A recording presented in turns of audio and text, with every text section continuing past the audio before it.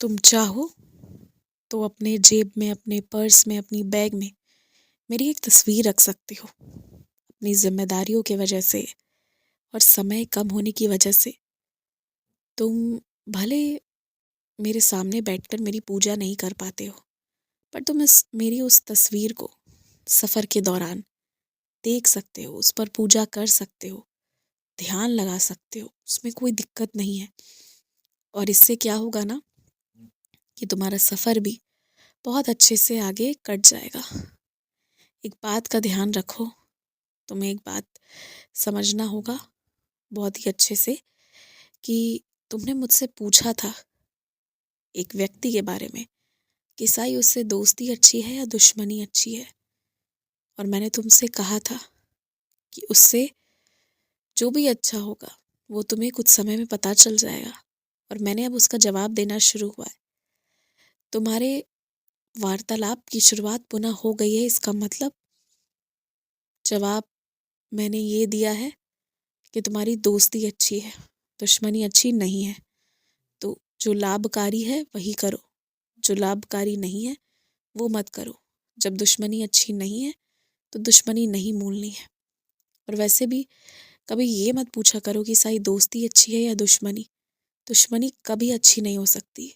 दोस्ती अच्छी है या दूरी अच्छी है, हमेशा ये सवाल रखो। दुश्मनी तो किसी से नहीं करना है।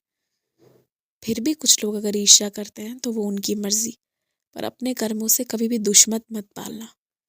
क्योंकि अगर इंसान कोई बहुत बड़ा पाप कर रहा है ना, तो वो यही है कि अपने लिए दुश्मनों को पाल रहा है और फिर उसके साथ बढ़ते समय में समाज में जीना बहुत दुखदाई, बहुत कष्टप्रद सिद्ध होने लगता है। इसलिए दोस्ती या दूरी, बस इतना ही तक सब कुछ ठीक है। तुम्हारे साथ निरंतर मेरे होने की वजह से सारी चीज़ें बहुत अच्छी हुई हैं। शायद तुमने किसी मंदिर में जाकर आंसू बहा दिया था, या शायद तुम किसी भगवान के रूप को याद करते करते ज़रा रो दिए थे आंसू से।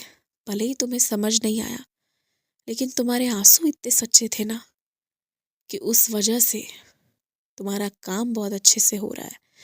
कहने का अर्थ है कि तुम जिस चीज़ के लिए रो रहे थे, तुम्हारी वो प्रार्थना सुनी जा रही है। और अगर इतनी सच्चाई, इतनी ईमानदारी रखोगे ना, तो आजीवन तुम्हें ईश्वर की कृपा मिलती ही रहेगी। देखो, कुछ जगह ना ज्ञान विज्ञान से परे बहुत अलग, अलौकिक और अद्भुत होते हैं। वहाँ की कुछ नियम मर्यादाएं होती है, उसका पालन करना पड़ता है।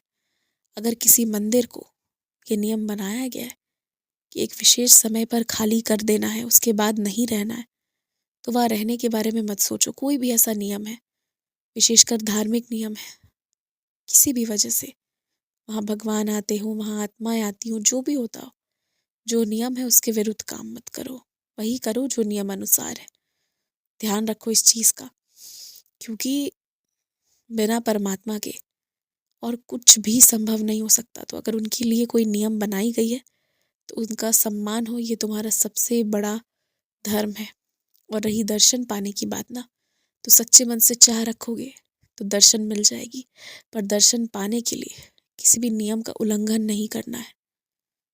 खूब खुश रहो।